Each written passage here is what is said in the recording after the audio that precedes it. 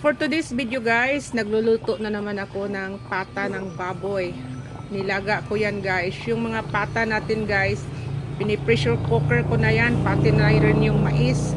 Hindi ko na videohan kanina dahil busy ako masyado sa kaka-upload ng mga iba kong video doon sa YouTube natin. Kaya, or sa Reels din. Kaya, hindi ko na bigyan ng hustisya yung pagbibideo ko kanina. Kaya yan guys, masarap po yan guys dahil yung pata natin hindi masyadong matanda.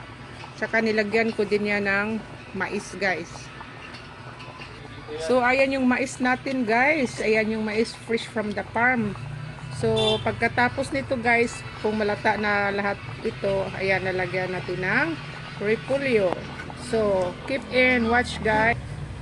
So ayan yung ano natin guys, yung cabbage o repolyo. Inilagay na natin guys. Hayaan natin yan guys na maluto. At ayan, bago natin i-off yung ano niya, gas rinse. So thank you so much for watching once again. Ayan, ulam ng tanghalian. Yahoo!